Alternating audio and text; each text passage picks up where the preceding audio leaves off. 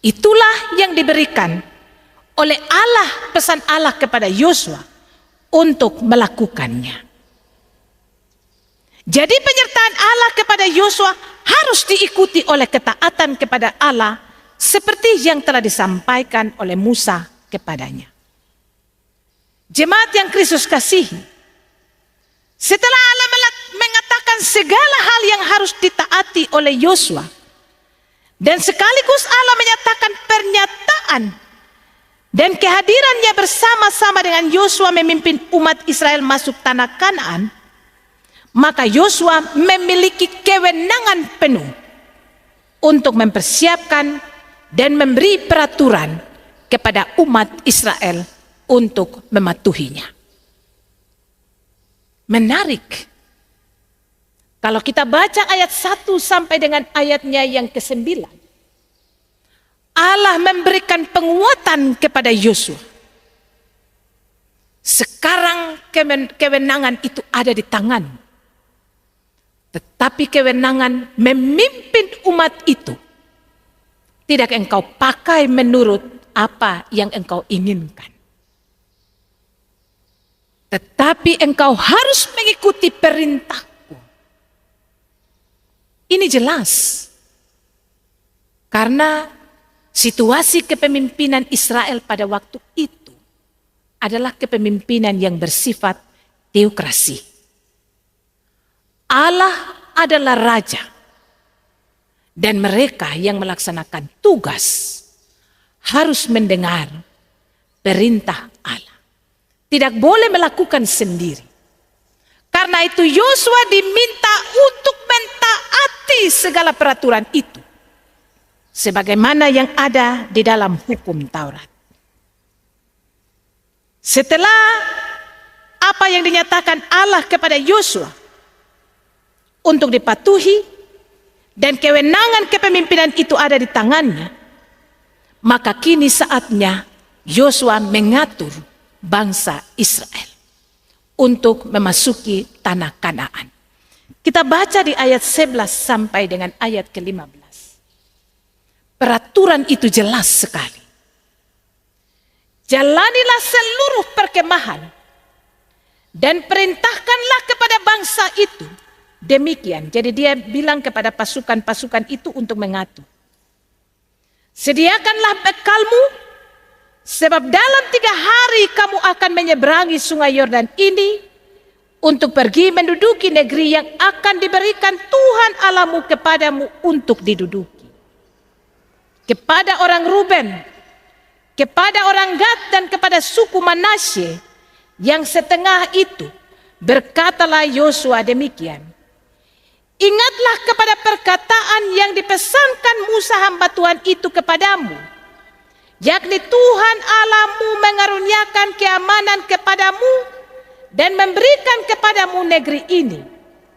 Perempuan-perempuan dan anak-anak di antara kamu dan ternak-ternakmu boleh tinggal di negeri yang diberikan Musa kepadamu di seberang sungai Yordan.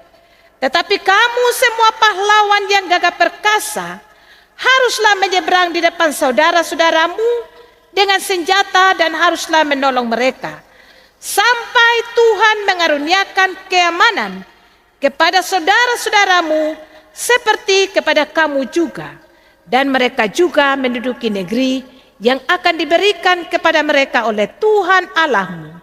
Kemudian bolehlah kamu pulang kembali ke negerimu sendiri dan menduduki negeri yang diberikan Musa hamba Tuhan itu kepadamu di seberang sungai Yordan di sebelah matahari terbit.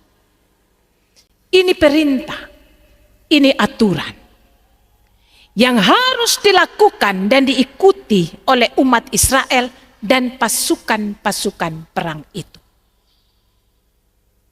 Menarik bahwa tidak ada yang melawan Yosua. Tidak ada yang melawan Yosua. Hak penuh diberikan oleh umat kepada Yosua. Karena apa? Di kitab Ulangan 31 ayat 1 sampai 8, kita melihat bagaimana Musa menyerahkan tanggung jawab itu di depan umat Israel untuk melihat bahwa dia memberikan tanggung jawab kepada Yosua berdasarkan firman Tuhan. Inilah dia Yosua yang akan memimpin kami masuk ke tanah Kanaan. Karena itu ketaatan menjadi hal yang penting di sini. Baik Yosua, baik umat. Ketika tidak taat, maka kegagalan akan terjadi. Dan setelah Allah menyatakan itu kepada Yosua, sebagaimana di ayat 1, 11-15, kewenangan itu Yosua mengatur Israel untuk memasuki tanah Kanaan. Peraturan ini harus ditaati oleh Israel maupun Yosua. Yosua tidak boleh bertindak menurut keahliannya. Ia harus mentaati firman Allah. Pengalaman-pengalaman masa lalu harus dia lihat pada ketaatan kepada Allah, bukan pada keahliannya. Nah, ketaatan Yosua kepada Allah itu berdampak bagi umat Israel. Pada ayat 16-18 tampak jelas komitmen umat untuk mengikuti semua perintah Yosua. Dan Yosua menjadi pemimpin yang dihargai, dihormati, bahkan dilindungi oleh umatnya. Menarik bahwa Musa tidak pernah mendapat bagian ini, tapi Yosua mendapatkan. Umat Israel berjanji untuk melindungi Yosua karena dia adalah pemimpin yang berintegritas, taat kepada firman Allah, taat kepada hukum Allah, taat kepada pesan Musa kepadanya, padahal dia seorang muda. Karena itu di ayat 18 kita lihat bagaimana Israel berkomitmen untuk menjaga Yosua. Setiap orang yang menentang perintahmu dan tidak mendengarkan perkataanmu, apapun yang kau perintahkan kepadanya, dia akan dihukum mati. Hanya kuatkan dan teguhkanlah hatimu. Sekarang Israel menjadi pelindung karena melihat pemimpin yang berintegritas. Bapak Ibu jemaat yang dikasihi oleh Tuhan kita Yesus Kristus, apa makna pembacaan ini bagi kita? Apa yang penting yang kita dapat dari pembacaan ini? Sebagaimana tema dari khotbah yang diberikan oleh sinode bagi kita, keteguhan dalam menghadapi tantangan. Maka makna yang pertama adalah jangan meragukan penyertaan Tuhan dalam setiap perjalanan hidup kita. Yosua memperlihatkan itu, meskipun dia takut. Tuhan menguatkan dia. Perjalanan hidup kita adalah perjalanan siarah yang tidak mudah untuk kita jalani. Perjalanan hidup ini ibarat berada di padang gurun. Tidak ada pohon yang besar. Tidak ada gunung untuk berlindung.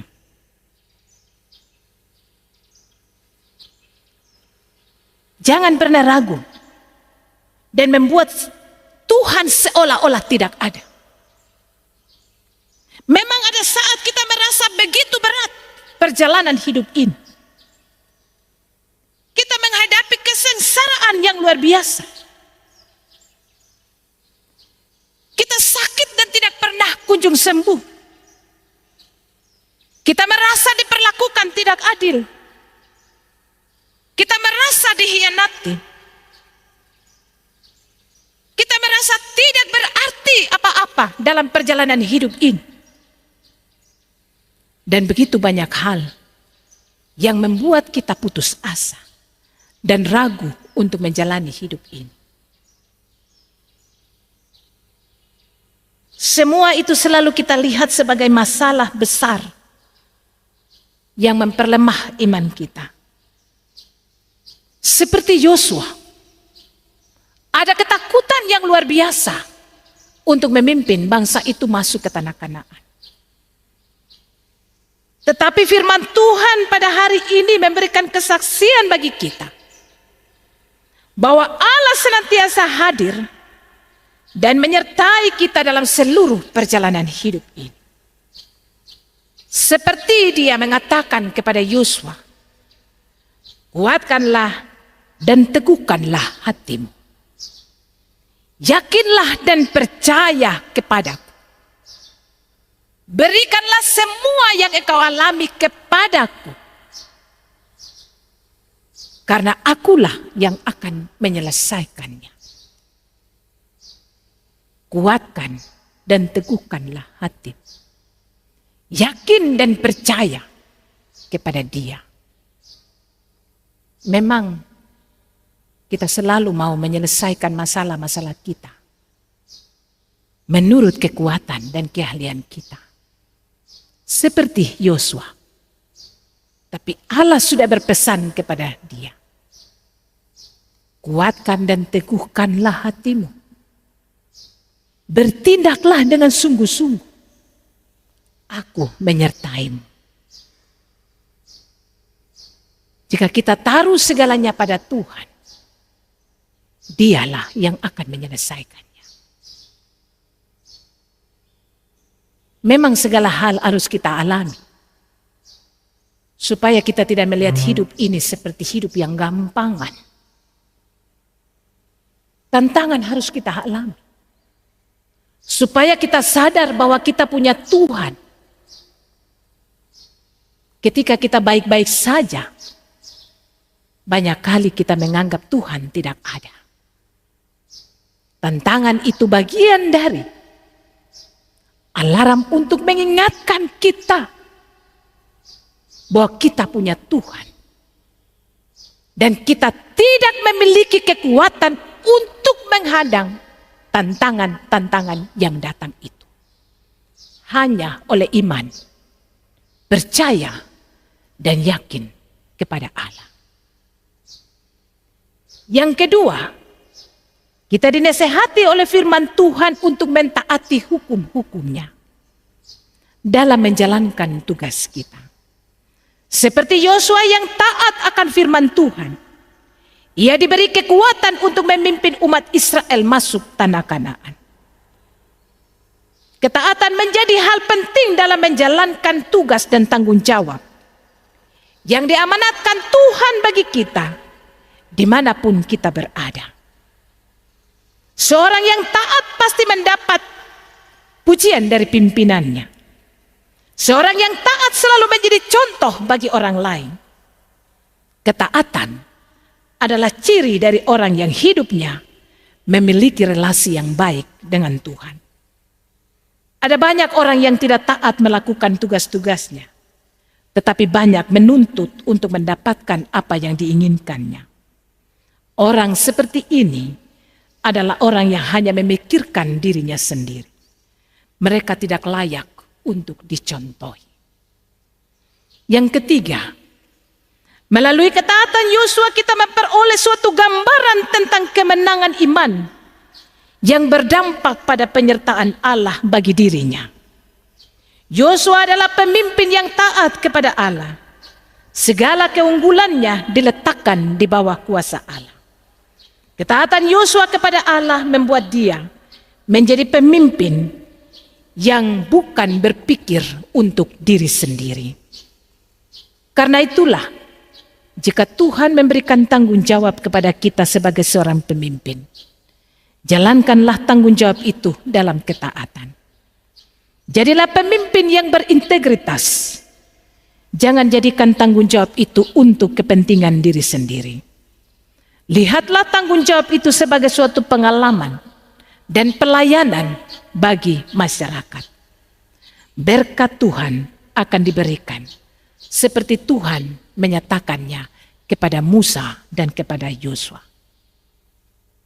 Itulah pelajaran yang kita dapat dari pembacaan ini.